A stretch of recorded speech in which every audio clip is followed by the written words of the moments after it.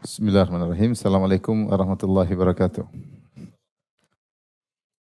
Alhamdulillahi ala ihsani wa syukru lahu ala taufiqihi wa amtinani. Asyhadu an la ilaha illallah wahdahu la syarika lahu ta'ziman li sya'nih.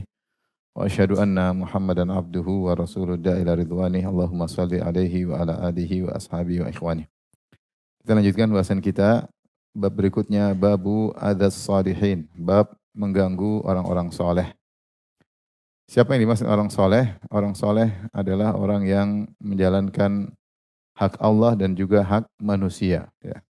Seperti yang sudah pernah kita sampaikan, wanita solihat, kata Allah Subhanahu Wa Taala, fasolihatun qanitat, fasolihatu qanitatun hafidhatul lil ghaib bima hafidhallah. Namanya wanita solehah adalah wanita yang qanitat, yaitu taat, rajin beribadah, khusyuk dalam beribadah kepada Allah, dia menunaikan hak Allah, kemudian juga hafizatun lil ghaib, dia menunaikan hak suaminya ketika suaminya tidak di rumah, dia menjaga harga dirinya dan dia menjaga harta suaminya. Maka seorang yang soleh, dia hak Allah dia kerjakan dan hak sesama manusia juga dia tunaikan. Secara umum tidak boleh mengganggu orang-orang beriman secara umum. Terlebih lagi orang-orang yang terkenal kesolehannya di antara mereka. Allah berfirman, wa qaulullahi ta'ala, walladzina yu'dzuna al-mu'minina wal-mu'minati bighairi maktasabu faqad ihtamalu buhtanan wa itsman mubina. Dan orang-orang yang menyakiti, mengganggu kaum mukminin kaum mukminat padahal tanpa sebab yang mereka kerjakan, faqad ihtamalu buhtanan wa itsman mubina, maka para pengganggu tersebut telah memikul kedustaan dan dosa yang besar. Maka ini larangan terhadap mengganggu orang mukminin secara umum, apalagi orang-orang yang soleh. Yang kita lihat mungkin dia sering ke masjid, dia sering bersedekah, dia menjaga lisan, ya, berbakti kepada orang tua, ya, dia sering membantu tetangga. Ini orang soleh, ya, orang soleh kita lihat orang baik, orang biasanya kelihatan ini orang baik. Ya, bukan tukang minum khamar, bukan tukang bikin fitnah di antara masyarakat. Orang baik kerjaannya masjid, ibadah, ngurusin orang tuanya, berbuat baik sama orang lain, orang soleh. Maka jangan coba-coba ganggu dia, ya. Jangan coba-coba ganggu dia karena bisa membuat Allah murka. Kemudian Syekh Muhammad bin Abdul Wahhab rahimahullah membawakan hadis an Abi Hurairah radhiyallahu taala anhu, dari sahabat Abu Hurairah radhiyallahu anhu, anna Abu Sufyan ata ala Salman wa Suhaibin wa Bilalin fi nafarin. Suatu hari Abu Sufyan menemui Salman atau melewati Salman, Suhaib dan Bilal dan beberapa orang sahabat. Ini kapan? Ketika di hari-hari Hudnah. Hudnah yaitu ketika Abu Sufyan masih kafir dan di masa perjanjian Al-Hudaybiyah.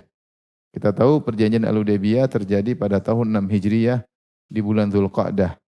Dan perjanjian tersebut adalah gencatan senjata antara kaum muslimin dan Quraisy selama 10 tahun. Selama 10 tahun. Abu Sufyan baru masuk Islam tahun 8 Hijriyah. Di antara tahun 6 sampai 8 Hijriyah, Abu Sufyan sempat datang ke Madinah ketemu dengan Nabi sallallahu alaihi wasallam. Kalau tidak salah ini menjelang Fatu Makkah. Maka ketika habis menemui Nabi, dia melewati 3 orang sahabat dan bersama yang lain, yang orang-orang miskin. Salman miskin, Suhaib miskin, Bilal miskin. Sementara Abu Sufyan siapa? Abu Sufyan adalah tokoh Quraisy, pengganti Abu Jahal. Abu Jahal ketika tewas, siapa yang ganti? Abu Sufyan. Makanya Abu Jahal memimpin perang Badar, tapi Abu Jahal tewas. Perang-perang berikutnya yang memimpin adalah Abu Sufyan. Perang Uhud Abu Sufyan yang pimpin, perang Khandaq juga Abu Sufyan yang pimpin. Ketika melewati sahabat-sahabat yang miskin dan Abu Sufyan radhiyallahu anhu masih dalam kondisi kafir, maka sahabat-sahabat miskin komentar, faqalu ma akhadhat suyufullahi ma akhadhaha min unuqi aduwillah. Kata mereka, pedang-pedang Allah belum mengambil atau melakukan yang seharusnya terhadap leher musuh Allah, yaitu Abu Sufyan harusnya mati, kata mereka. Pedang-pedang Allah belum menunaikan yang seharusnya untuk menyentuh leher musuh Allah ini. Jadi mereka sifat Abu Sufyan dengan musuh Allah dan mereka bilang harusnya mampus. Harusnya mati. Karena Abu Sufyan pimpinan orang Quraisy yang telah menyakiti mereka dalam perang Uhud, yang telah menyakiti kaum muslimin dalam perang Khandaq. Maka terungkaplah perkataan tersebut ditujukan kepada Abu Sufyan. Kebetulan ada Abu Bakar. Faqala Abu Bakar radhiyallahu anhu pun menegur mereka, menegur Salman, Suhaib dan Bilal. Salman Al-Farisi, Suhaib Ar-Rumi dan Bilal Al-Habashi. Ya, Salman Al-Farisi dari Persia, Suhaib Ar-Rumi disebah kepada Romawi dan Bilal Al-Habashi dari Habasyi Ethiopia. Sementara Abu Sufyan Quraisy. Maka Abu Bakar negur mereka, kata Abu Bakar, "Ataquluna hadza li syaikhi Quraisyin wa sayyidihim?" Apakah kalian mengucapkan perkataan seperti itu kepada pemimpin Quraisy dan juga orang pembesar Quraisy? Syekh Quraisy maksudnya pembesar Quraisy yang sudah berusia dan juga pemimpin mereka. Maka Abu Bakar tegur. Namun setelah itu Abu Bakar kayaknya khawatir sesuatu, maka fa'atan nabiyya fa'akhbarahu. Fa'atan nabiyya sallallahu alaihi wasallam, maka Abu Bakar setelah ngomong begitu dia kayaknya tidak serak dengan perkataannya. Khawatir membuat sahabat-sahabat tadi marah. Maka dia pun datang kepada Nabi. Kemudian dia menceritakan apa yang terjadi. Abu Sufyan lewat. Dan Abu Sufyan siapa? Mertuanya Nabi. Abu Sufyan siapa? Mertuanya Nabi. Karena Nabi SAW menikah dengan Romlah bintu Abu Sufyan. Yang ketika Abu Sufyan datang ke Madinah, kemudian ingin menemui Nabi, kemudian Romlah, dia menduduk di tikarnya Nabi, maka Romlah tarik ya. Ummu Habibah, Romlah bintu Abu Sufyan, dan dia mengatakan, "Innaka rajulun najis," kau laki-laki najis. Enggak, enggak mau.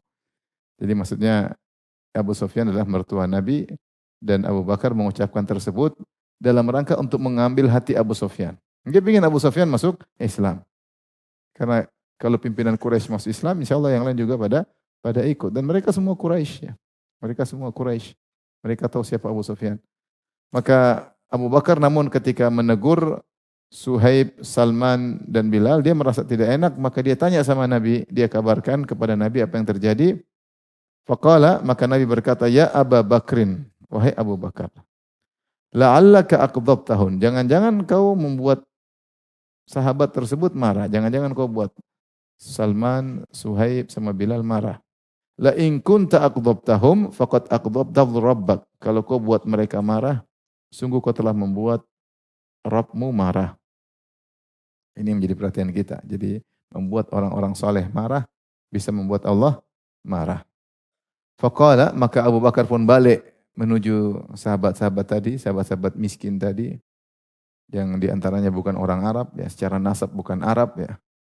Faqala, maka dia berkata, "Ya ikhwatah, wahai saudara-saudaraku, la'alli aqdhabtukum." Jangan-jangan aku telah membuat kalian marah dengan perkataanku tadi. Faqalu la, kata mereka enggak. Yaghfirullahu laka ya ukhay, tidak.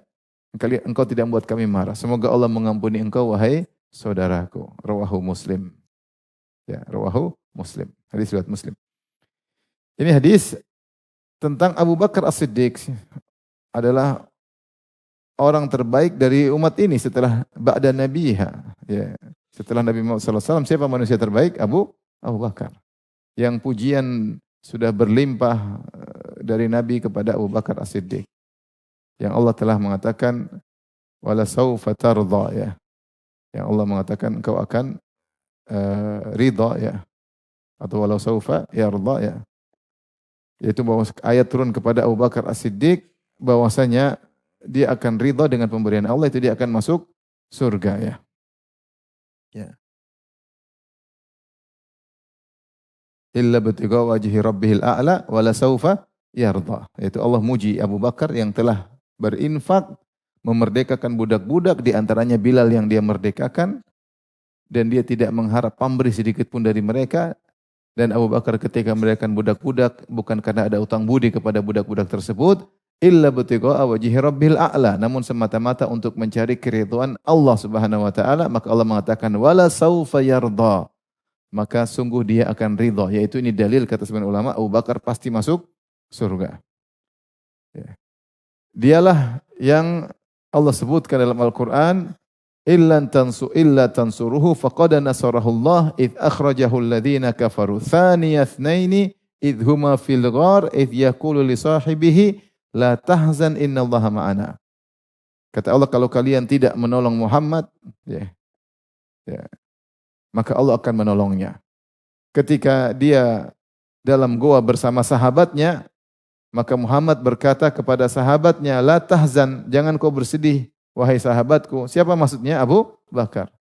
Tidak usah sedih, kenapa? Innallaha ma'ana, karena Allah bersama kita. Yaitu Allah bersamaku dan bersamamu. Dan ini pujian kepada Abu Bakar karena Nabi mengatakan Allah bersama kita. Nabi tidak mengatakan Allah bersamaku, innallaha ma'i. Tetapi Nabi berkata, innallaha ma'ana, Allah bersama kita.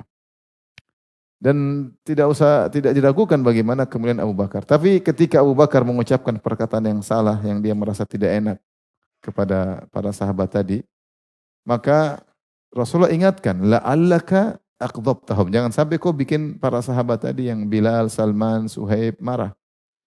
Fa in kunta aqdabtahum faqad aqdabta rabbak. Kalau kau buat mereka marah, sungguh Allah marah. Kau telah membuat Allah marah. Ini dalil bahwasanya kalau seorang mengganggu orang-orang saleh maka bisa jadi Allah murka kepadanya. Wallahu wa huwa yatawalla salihin. Karena yang ngurusi orang-orang saleh adalah siapa? Allah Subhanahu wa taala.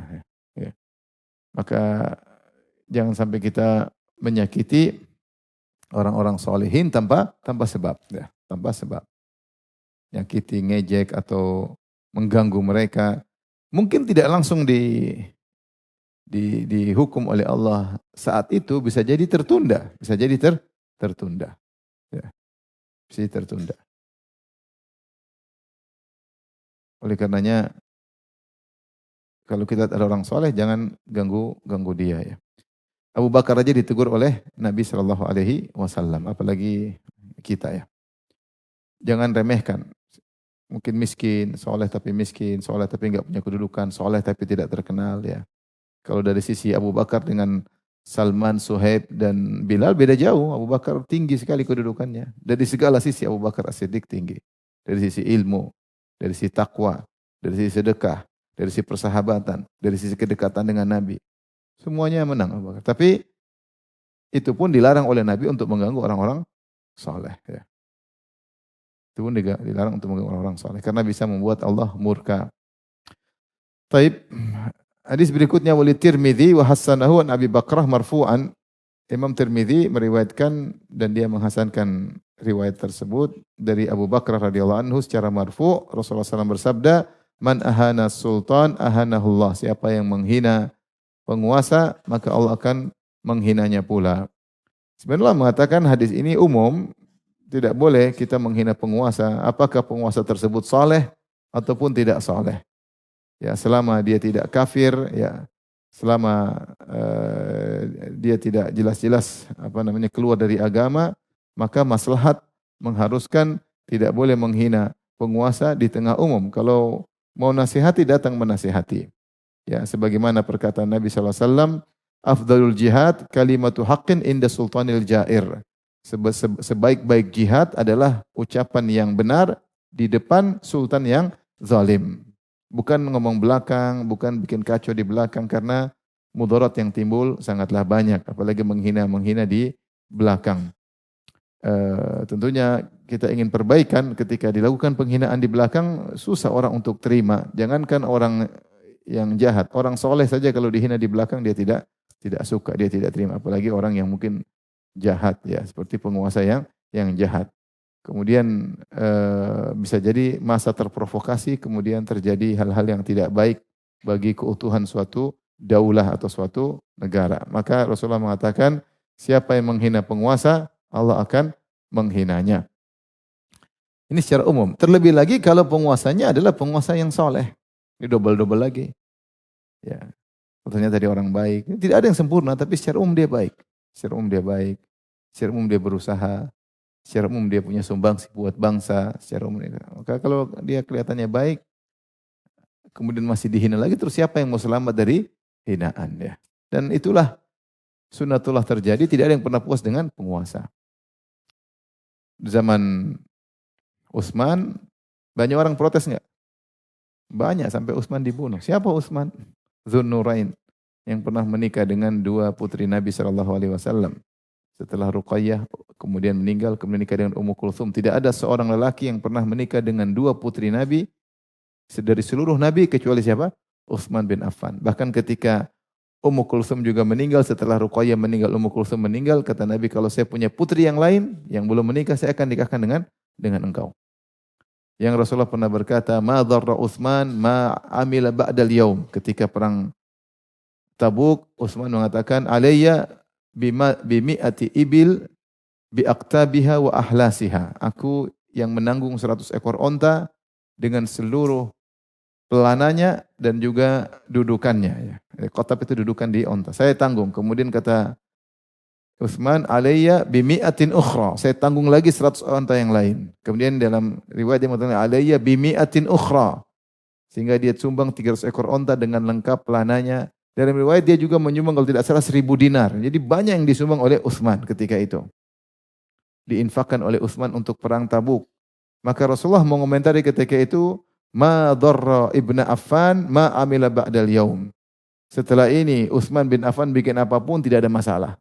Karena terlalu banyak kebaikannya. Itu pun orang-orang pada protes sehingga memberontak kepada Utsman. Dan itu juga menimpa Ali bin Abi Thalib. Dan siapa sih Ali bin Abi Thalib? Seorang telah dijamin masuk surga. Utsman juga di masuk surga. Dan demikianlah tidak ada yang sempurna. Yang sempurna saja atau hampir sempurna saja masih ada yang tidak puas, apalagi yang tidak sempurna. Maka kalau ada penguasa dalam strata apapun, misalnya dia hanya sekedar camat, misalnya dia hanya sekedar misalnya dia adalah lurah atau camat atau lebih tinggi lagi atau bupati dan kita lihat dia soleh, tentu bukan soleh bukan berarti dia seorang nabi atau dia seorang wali, tapi secara umum dia baik dan kita lihat dia berusaha untuk baik, maka jangan sekali-sekali menghina dia. Ini karena double, dia punya hak sebagai orang soleh dan dia punya hak sebagai seorang penguasa yang tidak boleh dihina. Jadi jangan kita kemerdekaan berpendapat, kemerdekaan berekspresi. Ya, ekspresi juga diatur dalam syariat. Berarti kalau gitu kemerdekaan gibah namimah merdeka. Ya merdeka di dunia, di akhirat tidak merdeka ya. Kemerdekaan menghina enggak. Kita ada aturan. Kita bukan asal bebas ekspresi, bebas bicara, semua ada aturannya. Yang bikin orang banyak masuk neraka lisan. Kata Nabi SAW, "Fahal yakubun nasa finnari ala manakhirihim illa hasaidu alsinatihim." Bukankah yang paling banyak buat manusia terjerumus, tersungkur, digeret di atas wajah mereka dalam neraka jahanam kecuali hasil dari lisan-lisan mereka. Maka di sini diingatkan oleh Syekh, apalagi kalau orang soleh tersebut adalah seorang sultan, maka dia punya hak sebagai orang soleh tidak boleh dihina dan hak sebagai sultan penguasa tidak boleh dihina. Taib, kita lanjutkan bab berikutnya, bab ma jaa fil amanah wal khiyanah fiha wa tafsiril amanah ya. Bab tentang amanat dan pengkhianatan terhadap amanah dan apa sih tafsir amanah ya. Tentang amanah dan pengkhianatan terhadap amanah ya. Karena lawan dari orang terpercaya itu orang yang berkhianat. Dan apa tafsir amanah? Wa qaulullahi ta'ala, "Innallaha ya'murukum an tu'addul amanati ila ahliha." Dalil pertama, firman Allah, sungguhnya Allah memerintahkan kalian untuk menunaikan amanat-amanat kepada pemiliknya. Ya. Kata Rasulullah SAW dalam hadis, "Addil amanata ila ahliha wa la takhun man khanak." Tunaikanlah amanah kepada pemiliknya dan jangan kau berkhianat kepada orang yang mengkhianatimu. Amanah tunaikan, kalau ada yang berkhianat dengan kamu, jangan kau balas dengan khianat. Kenapa? Karena khianat itu adalah menipu tatkala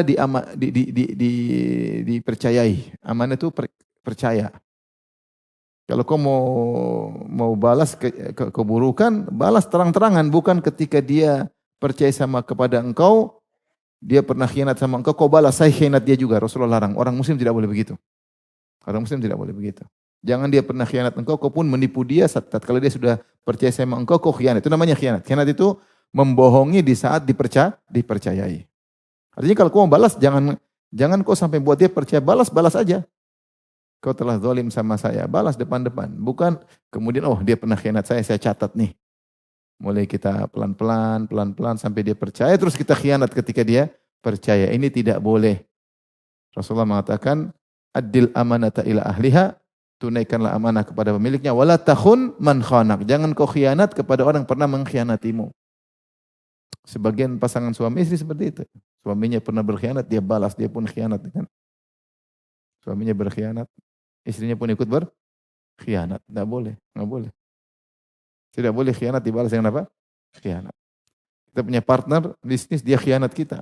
Kemudian dia mungkin minta maaf atau apa, kemudian kita cari celah, kita balas khianat tersebut. Tatkala dia percaya kita, enggak boleh. Kalau kau pisah-pisah aja, kalau kau mau tuntut-tuntut. Tapi jangan kau buat dia percaya sama kau, terus kau khianat. Ini enggak boleh, Rasulullah larang. Jadi apa itu khianat? Khianat itu menipu di saat dipercayai. Enggak boleh. Baik. Wa qoulihi ta'ala, wa qaulullahi ta'ala juga firman Allah, inna aradna al-amanata 'ala samawati wal ardi wal jibali fa abaina ayyahmilnaha wa ashfaqna minha wa hamalaha al-insan innahu kana zaluman jahula. Sungguhnya kami, kata Allah, sungguhnya kami telah menawarkan amanah kepada langit dan kepada bumi dan kepada gunung. Namun langit, bumi dan gunung, padahal begitu kokoh langit, bumi dan gunung, menolak untuk memikul amanah tersebut. Ini Allah menawarkan dengan tawaran ikhtiar, pilih, tidak harus. Tapi ketiganya menolak, langit, bumi dan gunung menolak. Wa ashfaqna minha, dan mereka khawatir tidak bisa melaksanakan amanah. Kata Allah, wa hamalahal insan, namun manusia terima. Innahu kana zaluman jahula, padahal manusia itu suka berbuat zalim dan jahil. Suka berbuat zalim dan suka jahil, ya. Maka di sini Allah mencela manusia yang tidak bisa menjalankan amanah dengan zalim dan jahil. Oleh karenanya amanah kalau sudah diterima harus ditunaikan. Kalau tidak maka akan ada pertanggungjawabannya pada hari kiamat. Kemudian Syekh Muhammad bin Wahab membawakan riwayat dari Al-Baihaqi, meriwayatkan dari Ibnu Mas'ud radhiyallahu anhu qala. Ibnu Mas'ud berkata, ini athar dari Ibnu Mas'ud. Bukan hadis, athar dari Ibnu Mas'ud. Ya, mauquf. Kalau hadis dari Nabi namanya marfu'. Kalau hadis dari sahabat namanya apa? Mauquf. Mauquf ala sahabi. Qala, kata Ibnu Mas'ud, al-qatlu fi sabilillah yukaffiru kulla syai'in illa al-amanah wad-dain. Bahwasanya terbunuh di jalan Allah itu mati syahid menghapuskan seluruh dosa kecuali dua, amanah dan hutang. Kenapa? Karena memang hukum asal problem sama manusia lain, hukum asalnya kalau kita punya masalah di dunia, dia akan nuntut di akhirat hukum asalnya. Hak orang lain asalnya dia akan nuntut di akhirat. Berbeda dengan kalau antara hak hamba dengan Allah, hak Allah, maka asalnya Allah memaafkan. Apalagi mujahid. Kalau mujahid mungkin dia punya dosa pernah ini, tapi terkait dengan hak Allah. Mungkin dia begini, mungkin dia begini, mungkin dia melanggar ini, melanggar anu, sholatnya enggak beres. Kemudian misalnya puasanya enggak beres, mungkin kurang menjaga diri, mungkin dia pernah berzina, mungkin dia banyak maksiat dilakukan, tapi antara dia dengan Allah Subhanahu wa taala. Maka hukum asal kalau dia mati syahid semuanya diampuni. Tapi lain halnya kalau terkait dengan hak manusia. Di antaranya amanah. Mungkin ada orang nitip wadiah, nitip barang, kasih kepercayaan, ini hak manusia. Di antaranya utang, dain, ya. Maka Ibnu Mas'ud berkata seluruh dosanya akan diampuni kecuali amanah dengan hutang. Ini buat kita hati-hati. Jangan menggampangkan hutang, jangan menggampangkan amanah. Kalau tidak bisa menunaikan amanah, jangan terima amanah tersebut. Jangan terima amanah tersebut. Ya. Saya pernah dari suatu safar, orang nitip HP. Ustaz titip HP. Saya bilang, aduh saya tidak jamin. Saya akan berusaha jaga, tapi saya ini pelupa. Kalau hilang, jangan macam-macam. Tidak apa, Ustaz. Hilang jangan macam-macam ya. Saya ini pelupa. Gini-gini saya tidak perhatiin. Tidak apa, Ustaz. Alhamdulillah selamat. Kalau hilang saya tidak mau tanggung jawab. Saya tidak bisa. Kalau datang, Ustaz, saya punya rahasia. Saya tidak bisa. Jangan sampaikan rahasia pada saya. Saya khawatir saya bongkar. Tetap saya jaga, tapi saya ingat saya tidak mau Enggak usah sama orang, saya khawatir saya tidak amanah, cerita sama orang lain. Enggak ada Ustaz, saya mau cerita, enggak. Jadi hati-hati amanah, sudah amanah, hati-hati. Orang kasih amanah, ini amanah, tolong bangunkan ini, bangun ini, tolong ini untuk sosial. Kalau enggak bisa jangan. Jangan sok beramal soleh tapi ternyata enggak bisa amanah menjalankan uang masyarakat. Seperti iklan-iklan, ayo investasi akhirat yang ingin masuk surga, sumbang ke saya. Begitu uang disumbang dia tidak bisa jalankan amanah, ngaco. Uang pakai sana, pakai sini, pakai sana, pakai sini. Enggak jelas. Ngeri. Demikian juga hutang. Kemudian Ibnu Mas'ud berkata, "Yu'ta bil abdi yaumal qiyamah wa in qutila fi sabilillah." Dihadirkan seorang hamba pada hari kiamat meskipun dia mati syahid fi sabilillah, fayuqalu lahu, maka dikatakan kepadanya, "Addi amanataka." Tunaikanlah amanah yang dibebankan kepadamu. Fayaqulu ay rabbi, ya Rabbku, kaifa wa qad dhahabatid dunya? Bagaimana saya mau sampaikan amanah, dunia semua tidak ada di akhirat. Itu saya pernah pegang barang orang, orang pernah dititipkan barang tidak saya sampaikan, saya simpan-simpan untuk saya gunakan, banyak. Amanah diberikan namun saya tidak tunaikan. Maka Allah suruh dia tunaikan pada hari kiamat, dia bilang gimana bisa? Barang-barang yang diamanahkan kepada saya semua sudah sirnas, kan dunia sudah hilang. Sekarang di akhirat. Fayuqal intaliqu bihi ilal hawiyah. Maka dikatakan, pergilah. Kata Allah malaikat kepada malaikat, bawa dia kepada neraka jahanam. Fayantaliqu nabihi ilaiha. Maka malaikat membawa dia menuju neraka jahanam. Fatumatsalu lahu amanatuhu kahayatiha yauma dufiat ilaihi. Maka tiba-tiba di neraka Allah bentuk semacam amanah seperti yang diserahkan kepadanya ketika masih di dunia. Entah harta, entah apa, entah amanah, mungkin amanah macam-macam, bisa jadi harta, bisa jadi ngurusin sesuatu, bisa di pekerjaan, bisa di apa, titip motor, titip emas, titip barang. Maka ketika di neraka diperlihatkan, kemudian dia fayaroha, dia pun lihat, wa ya'rifu, dia ingat, oh ini amanah yang saya dulu tidak tunaikan. Fayahwi fi athariha hatta yudrikah, maka dia pun jalan menuju amanah tersebut di neraka jahanam.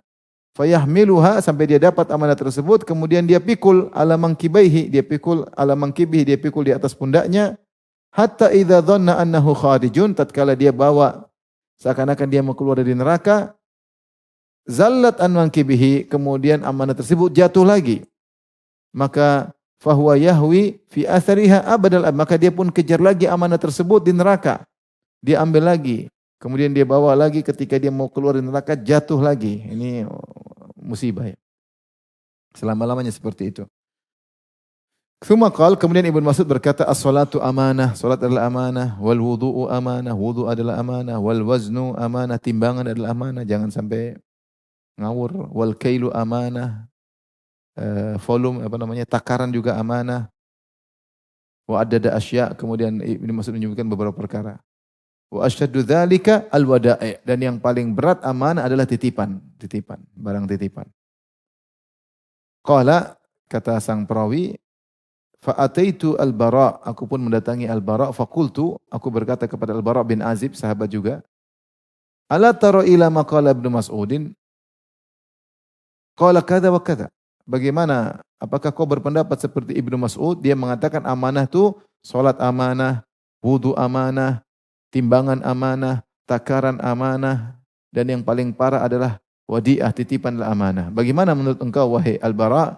Kata Al-Bara bin Azib radhiyallahu anhu, sadaq, Ibnu Mas'ud benar. Ama sami'ta Allah Ta'ala yaqul, tidakkah kau mendengar firman Allah, innallaha ya'murukum an tu'addul amanati ila ahliha. Sungguhnya Allah perintahkan kalian untuk menunaikan amanat pada ahlinya, pada pemiliknya. Qala Zaid bin Aslam mengomentari tentang ayat ini, hiya shaum wal ghuslu minal janabah, di antara amanah adalah puasa, mandi janabah, wa ma khafiya minasyara'i, dan syariat-syariat yang tidak kelihatan. Taib, ini dalil bahwasanya Ibnu Mas'ud memandang amanah umum. Ada amanah terkait perintah Allah Subhanahu wa taala seperti wudu, orang wudu harusnya dengan amanah. Dan ada salat, dan ini terutama amalan-amalan yang orang tidak lihat, sehingga antara engkau dengan Allah, ini amanah dari Allah untuk kau salat, untuk kau wudu, untuk kau bayar zakat. Orang tidak tahu harta kita, yang tahu kita. Maka antara engkau dengan Allah, maka disebut amanah karena antara engkau dengan Allah. Orang yang tidak tahu. Nah, kau tunaikan atau tidak? Ya. Ya. Tetapi yang lebih parah adalah amanah terkait dengan hak manusia. Tadi al-wazn, al-kail, ketika kita nimbang sesuatu jangan sampai kita kurangi meskipun 1 ons. Ketika kita nakar sesuatu jangan sampai kita kurangi meskipun 1 mililiter, jangan. Ya. Kecuali kita sudah berusaha. Berusaha semaksimal mungkin, menurut kita sudah pas, ini dimaafkan oleh Allah Subhanahu wa taala. Ya.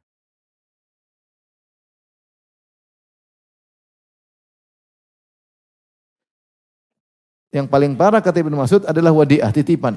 Seorang titip sesuatu, diamanai kemudian dia mengaku milik dia. Nah, ini ngeri. Diambil amanah tersebut. Dititipin misalnya keluarga, nitipin anaknya, ternyata dia pengen kerja atau dia pengen merantau, tolong saya titip anak, ini ponakanmu, ternyata anaknya disia-siakan. Ini ngeri juga amanah. Ngeri. Maka saya katakan, kita ini kalau tidak mampu menjalankan amanah, tidak usah terima amanah. Kita dalam kondisi lapang, ngapain harus maksa memban? Kecuali kita terpaksa megang amanah tersebut. Selama kita tidak harus memegang amanah tersebut dan kita merasa tidak mampu, jangan. Kalau kau mampu untuk memegang amanah tersebut, memegang titipan tersebut, berpahala. Orang nitip barang kau jaga, pahala atau tidak? Pahala. Tapi kalau kau tidak mampu, jangan maksa. Apalagi buka iklan, setorkan uang kalian, kalau mau masuk surga, ini adalah investasi akhirat. Karena saya adalah amanah, saya akan bangunkan masjid untuk kalian, pahalanya akan ngalir buat kalian, pahala jariah. Dapat uang 10 miliar, masjidnya 8 miliar, 2 miliar masuk kantong. Repot. Ngeri. Waktu di mana di Suriah lagi banyak perang, ada sebagian yang ngumpulin uang. Begitu banyak, ternyata dia tidak bisa serahkan uang tersebut ke masyarakat karena satu dan lain hal. Akhirnya uangnya dia alihkan untuk bikin pondok, bikin apa, untuk kepentingan pribadi. Padahal amanahnya uang tersebut adalah untuk rakyat Suriah. Kalau enggak mampu udah. Kalau memang tidak bisa tersalurkan, harusnya disalurkan yang semisal. Yang semisal. Bukan untuk bikin pondok atas nama pribadi. Ini ngeri seperti gini, ngeri. Ijtihad yang tidak benar. Maka ikhwan hati-hati. Kalau tidak bisa sampaikan amanah, jangan terima. Jangan terima ya. Amanah bikin masjid, terima uang dari masyarakat, bikin masjid bikinnya ngawur. Ternyata salah gambar, bongkar lagi. Ini uang orang mau bongkar-bongkar dibuang. Terus kalau beli barang-barang yang mahal-mahal, beli marmer yang mahal, masyarakat mana tahu marmer mahal, marmer murah. Yang penting bisa buat apa? Sholat. Apalagi uang umat kemudian dibuat masjid untuk estetika saja, ini ngeri saya lihat. Gambar yang bagus, estetika sehingga tidak fungsional, tidak maksimal, optimal dalam memfungsikan tanah. Sehingga masjid kecil, hiasannya terlalu banyak. Biayanya membeludak sampai ngutang. Uang umat, uang rakyat, uang donatur. Ini enggak amanah sepertinya. Baca buku fikih tentang bagaimana membuat masjid. Tidak boleh untuk bangga-banggaan. Tidak boleh untuk bangga-banggaan estetika kemudian habis duit. Jadi akhirnya tren bikin masjid yang begini, entah masjid apa enggak tahu. Biayanya mahal, ruangnya cuma sempit. Terlalu indah ornamennya, membersihkannya susah. Beneran itu. Ini apa seperti ini? Emang kamu disuruh bikin masjid indah? Ini yang penting itu yang penting nyaman, bagus, oke, estetika biasa-biasa aja, yang penting nyaman, bisa fungsional. Ini saya ada ke masjid, saya pernah ke masjid, ruang jalannya begini, kemudian begini. Ini masjid daerahnya luas yang buat sholat sempit. Waktu kajian orang numpuk-numpuk. Kenapa? Karena ya lainnya buat apa? Estetika. Estetika di hotel bukan di masjid. Ini uang umat. Uang umat emang mau dibuat. Dia pengen dapat pahala jariah, ternyata dibikin pot bunga yang besar, dibikin kolam renang besar, ikannya aja bayar. Ini ikan wakaf tahu. Aneh-aneh orang. Ente kalau nggak bisa pegang amanah, nggak usah pegang amanah. Kalau uang ente sendiri ya mau lu terserah. Ini uang umat, uang rakyat. Terkadang uang APBN atau APBD. Yang ambil dari pajak yang setengah mati, orang kerja pajak bayar untuk bikin hal yang jangan, kalau nggak bisa amanah nggak usah. Maka seorang berusaha menunaikan amanah, kalau tidak mampu jangan pegang amanah ya. Dan orang kalau punya hutang jangan lupa lunasi ya. Antum mati syahid pun musibah kalau punya hutang. Apalagi mati konyol. Yang mati syahid saja musibah hari kiamat kalau punya hutang. Apalagi yang mati konyol, mati nggak jelas ya. Mati nggak jelas. Di antara yang menakjubkan adalah tentang kisah Nabi SAW. Rasulullah SAW ketika berhijrah ternyata orang-orang musyrikin banyak menitip amanah kepada Nabi, menitip wadiah. Ya. Karena mereka tahu Nabi adalah orang jujur. Meskipun di siang hari mereka bilang Nabi pendusta, tukang sihir. Tapi mereka malam-malam nitip barang sama Nabi SAW. Ya ikut-ikutan bilang pendusta itu ya secara lisan aja. Secara hati mereka tahu Nabi jujur. Kata Allah, فَإِنَّهُمْ لَا يُكَذِّبُونَكَ وَلَكِنَّ الظَّالِمِينَ بِآيَاتِ اللَّهِ يَجْحَدُونَ. Sungguhnya mereka tidak mendustakan engkau. Tapi orang-orang zalim ngeyel. Sebenarnya kalau secara hati mereka tahu Rasulullah SAW jujur. Dan mereka yang telah menyematkan gelar kepada Nabi As-Sadiqul Amin, Al-Amin. Mereka sudah tahu. Jadi ketika Nabi berhijrah karena Nabi mau dibunuh, Nabi tidak bawa lari amanah tersebut. Nabi karena saking banyaknya amanah, Nabi tugaskan Ali bin Abi Thalib 3 hari untuk kembalikan seluruh amanah. Jadi Ali bin Abi Thalib 3 hari belum hijrah, bagikan amanah, bagikan bagian, baru kemudian nyusul Nabi SAW. Mungkin kalau kita di posisi Nabi, kurang ajar. Ambillah sekilo lah emas. Kabur. Mereka pingin bunuh saya, daripada saya dibunuh, mending saya ambil apa? Harta mereka. Tapi Rasulullah SAW tidak melakukannya. Karena Rasulullah mengatakan, wala takhun man khanak. Jangan kau berkhianat pada orang yang percaya sama engkau. Tidak boleh. Ini aturan tidak boleh. Kau kalau ingin balas jangan bukan dengan cara khianat. Sampaikan jelas baru balas. Kalau ingin balas. Tapi jangan kau ambil kepercayaannya kemudian kau balas khianat yang pernah dia lakukan. Tidak boleh. Dalam Islam tidak boleh.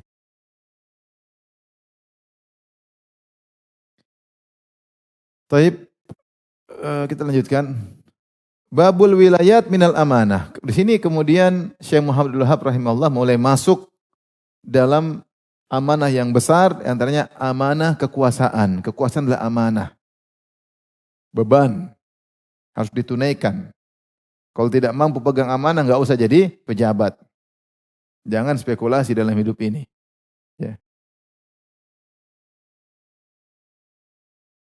Babul wilayat minal amanah. Sungguhnya kekuasaan, jabatan adalah termasuk amanah.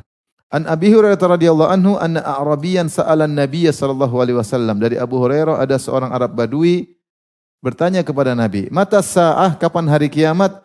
Qala, "Idza dhuyyi'atil amanatu fantadhirus sa'ah." Jika amanat telah dibuang atau disia-siakan, yaitu tidak ditunaikan, maka tunggulah hari kiamat. Jadi Rasulullah ditanya kapan hari kiamat, Rasulullah tidak tahu kapan hari kiamat, tapi Rasulullah SAW tahu ciri-ciri hari kiamat. Di antara ciri-ciri hari kiamat, asyratus sa' ada 2, ada asyratus sa'al kubra, tanda-tanda besar hari kiamat, dan ada asyratus sa'al sugra, tanda-tanda kecil. Tanda-tanda besar 10. Kalau sudah muncul 10 itu berarti hari kiamat sebentar lagi. Di antaranya apa? Munculnya Dajjal. Kemudian turunnya Nabi Isa. Kemudian ada Dukhan. Kemudian ada 3 longsor. Khosfun bil maghrib di timur, khosfun bil masyrik di barat, di timur, dan longsor besar-besaran, khosfun tenggelam, orang tenggelam semua dengan hunian-hunian semua, khosfun fi jazil Arab di negeri Arab. Kemudian di antaranya Dukhan. Di antara Dukhan yaitu asap keluar yang menjelang hari kiamat. Kemudian di antaranya adalah matahari terbit dari barat. Kalau kita bangun tidur matahari ternyata belum terbit-terbit. Terbit dari barat. Nah ini hari apa? Hari kiamat. Kemudian dabah.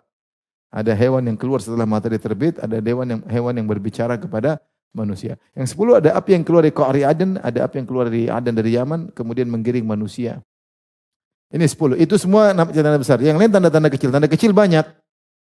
Seperti apa? Orang masuk masjid tidak salat tahiyatul masjid. Di antaranya orang ketemu hanya salam kepada yang kenal. Sudah ada belum ini tanda hari kiamat ini? Ada ya.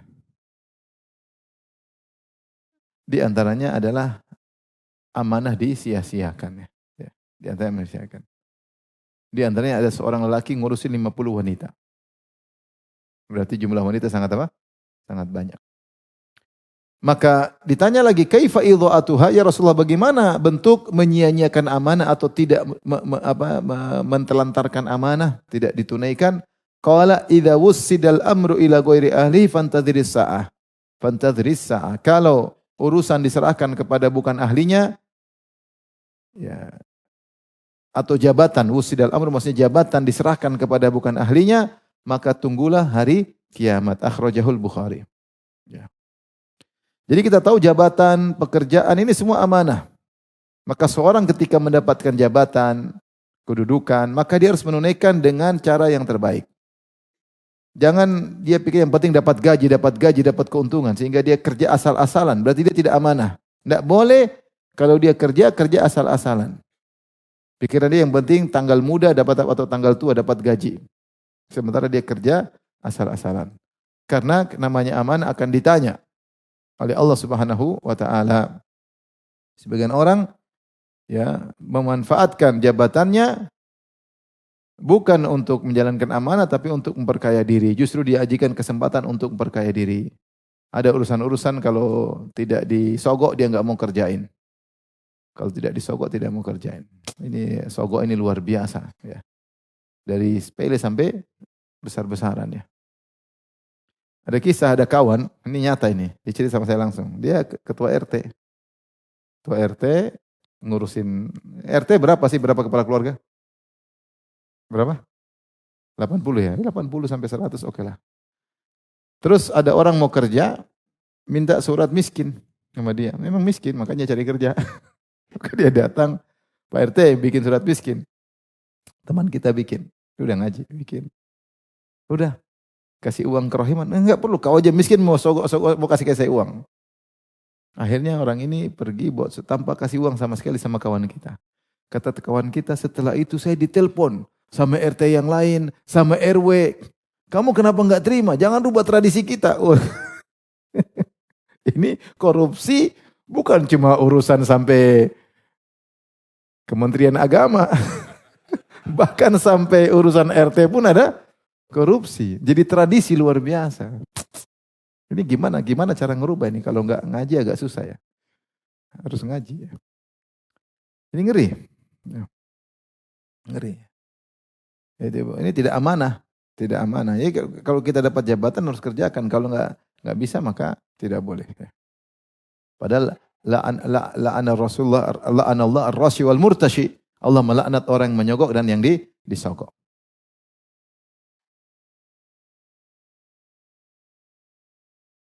Kemudian bab berikutnya, babun an-nahyu an talabiha. Bab larangan meminta jabatan. Ini ngeri lagi nih. Bab larangan minta jabatan. An Abdurrahman bin Samurah radhiyallahu anhu marfu'an, dari sahabat Abdurrahman bin Samurah secara marfu'.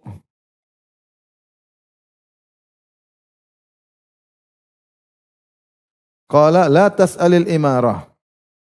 Kata Abdurrahman bin Samurah, Rasulullah menyampaikan nasihat kepadanya. Kata Rasulullah, la tas'alil imarah, jangan kau minta jabatan. Fa innaka in u'titaha min ghairi mas'alatin u'inta 'alaiha. Kalau kau diberikan jabatan tanpa kau minta, kau akan dibantu oleh Allah. Terus kalau kau tugas, ya sudah jalanin. Kau yang penting jangan minta. Maka kau akan dibantu oleh Allah. Wa in u'titaha an mas'alatin wukilta ilaiha. Tapi kalau kau dapat jabatan dengan minta-minta, maka akan diserahkan kepada dirimu sendiri. Itu tidak dibantu oleh Allah Subhanahu wa taala. Kemudian kata Nabi, wa idza halafta ala yaminin fara'aita ghairaha khairan minha, kalau kau sudah bersumpah melakukan suatu hal, lantas kau melihat ada yang lebih baik daripada hal yang kau sumpahin tadi, yaitu saya bilang, misalnya saya akan demi Allah saya akan sumbang 100 ekor onta, 100 ekor ayam misalnya. Kayaknya lebih bagus 100 ekor unta, ganti deh. Enggak apa-apa. Boleh diganti, ada yang lebih baik. Fa'til ladzi huwa khairun wa kaffir an yaminika. Maka lakukanlah yang lebih baik, tinggalkan yang kau sumpah tadi, lalu bayar kafarah. Bayar kafarah apa sumpah ya. Di sini Rasulullah menjelaskan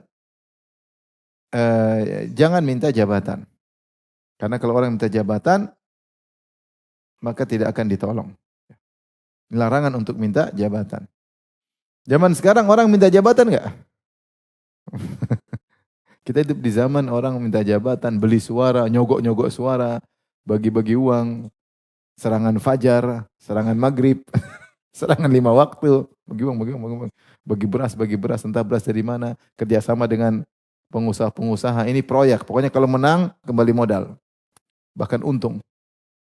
Ini subhanallah, jadi padahal seakan-akan, ayo kasih saya amanah, tapi dia pun ternyata untuk duniawi ya.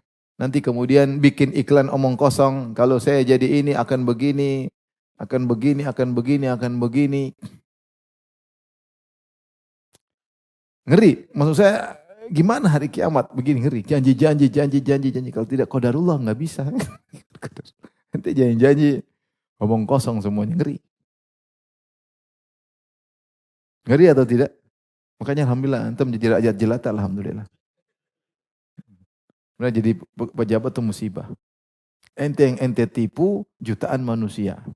Ente bohong sama satu orang aja problem, apalagi bohong sama jutaan manusia. Apalagi menjanjikan.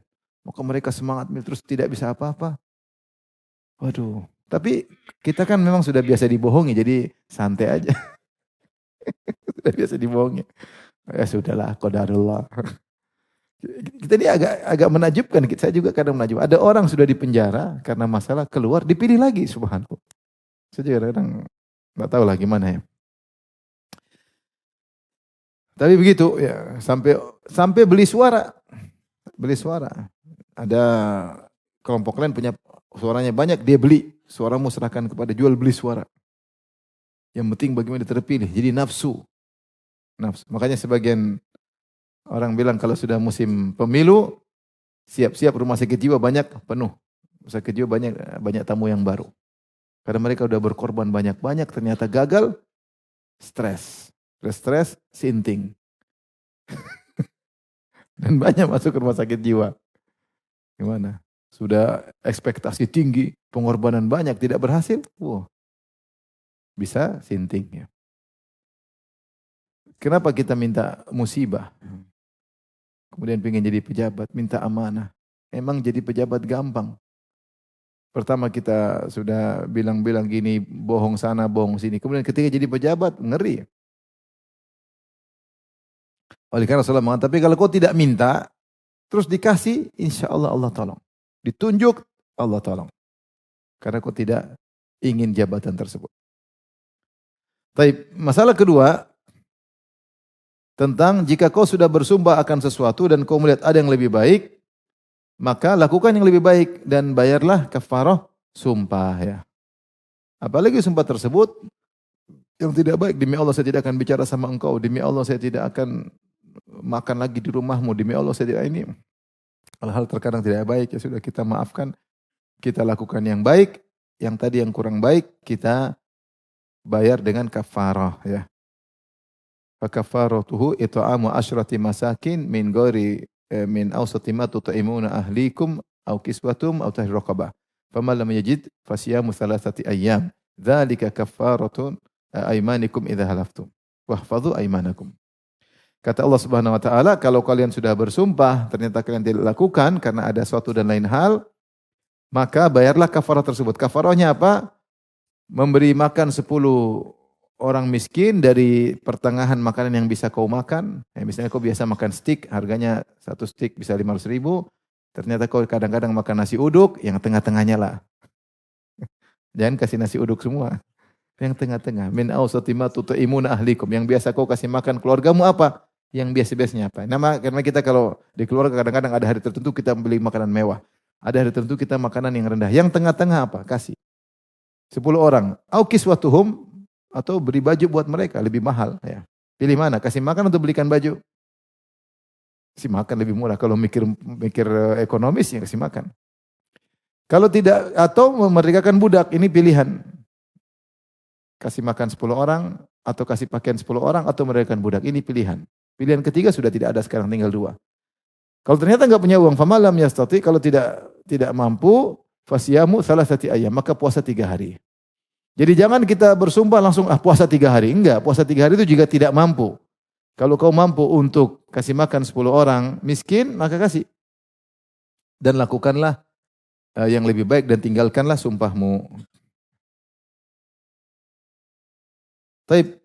Hadis berikutnya wali Muslim an Abi Dzar radhiyallahu anhu dari Abu Dzar, qultu ya Rasulullah, ala tastamiluni?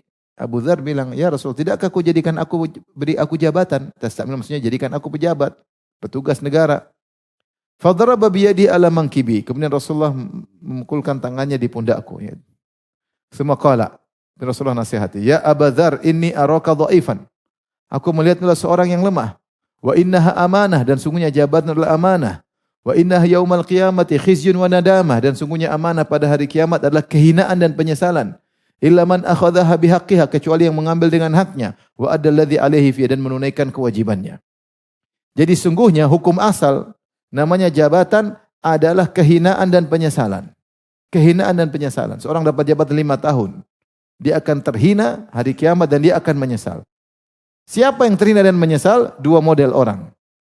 Yang pertama, dia tidak berhak untuk mendapat jabatan tersebut, dia ambil padahal tidak hak, dengan cara sogok, dengan cara ini, dengan cara beli suara, dia tidak berhak. Yang kedua, dia mungkin berhak tapi tidak dia tunaikan yang seharusnya, dia tidak kerjakan. Memang dia ahli, pantas menjadi seorang menteri, pantas menjadi seorang pejabat, pantas menjadi seorang bupati, pantas menjadi camat, tetapi ternyata ketika dia kerja, dia tidak tunaikan kerjaan dengan baik. 2 orang ini terhina. Apalagi sudah tidak pantas, tidak berhak, kemudian tidak ditunaikan. Hukum asal amanah, hukum asal jabatan, khizyun wa nadamah. Hina, terhina, dan penyesalan. Seorang ambil jabatan 5 tahun, setelah itu dia terhina selama-lamanya di akhirat, rugi. Tapi kalau dia dapat jabatan, kerjakan dengan baik. Siapa yang diberi jabatan, dia kerjakan dengan baik, maka dia bisa menjadi pemimpin yang adil dan akan mendapat derajat yang tinggi. Tapi siapakah orang yang bisa seperti itu? Ya, dapat jabatan kemudian menunaikan dengan amanah. Taib, Allah Ta'ala bisa beri saja, insyaAllah kita lanjutkan pekan depan biiznillah ta'ala. Demikian, wabillahi taufiq hidayah. Assalamualaikum warahmatullahi wabarakatuh.